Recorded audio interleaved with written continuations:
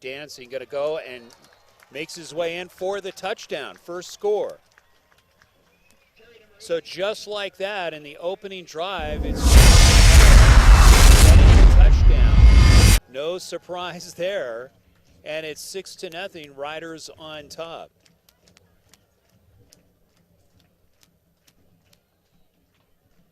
So as we mentioned, the difficult part is how do you stop Roosevelt? They make a career, literally, in the last few seasons as far as that running game is concerned. And you can see going for the two-point conversion looks good, and it is good.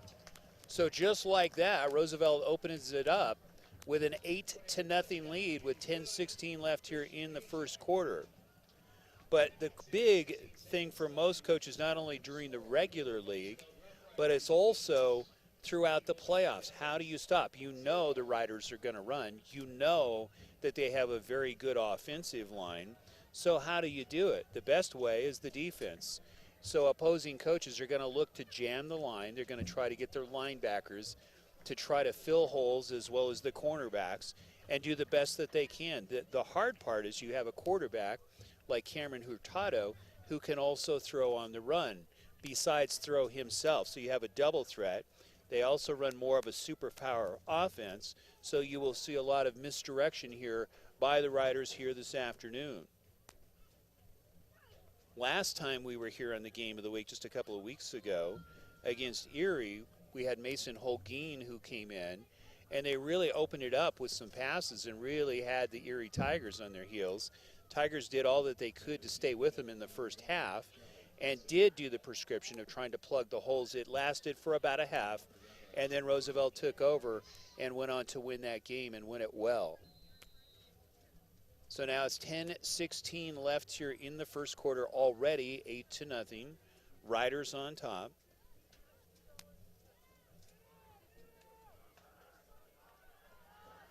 And you can see dancing around trying to get something, but really nothing there for the Devils. And on the run for the Devils was Charlie Fessenden.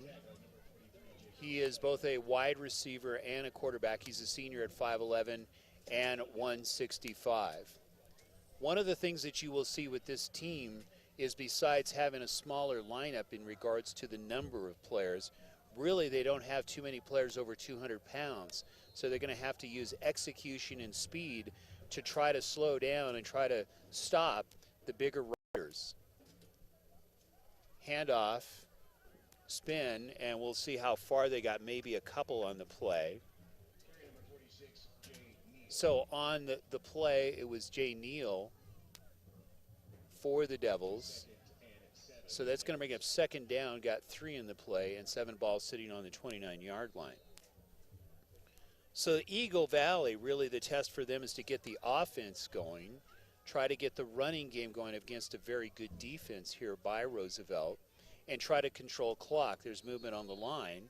Looks like it may go against Roosevelt.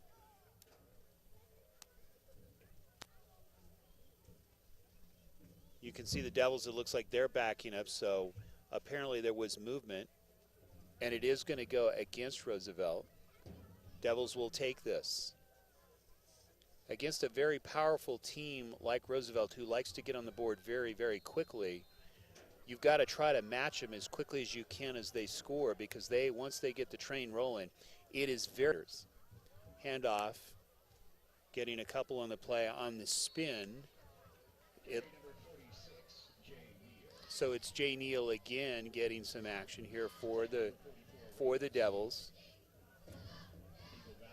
You will see similar types of offense, more straight ahead type of running here for the Devils, where with the Riders you'll see a lot of misdirection, almost like a magic deck. You're not sure exactly where they're going to go. Where the Riders are the Devils a little more straightforward as far as their play is concerned. So obvious passing play here for the Devils. Pass got a man open and picked off. Nice pick off. And on the pickoff, you can see on the cutback, may have a shot at the end zone, down to the 10, and taking it in for the score. Another touchdown, just like that, by Dalton Holberts. So just like that, it's now 14-0. Riders on top. We mentioned that at the beginning of the webcast, as the defense is one of the bigger games that they've really stepped it up on.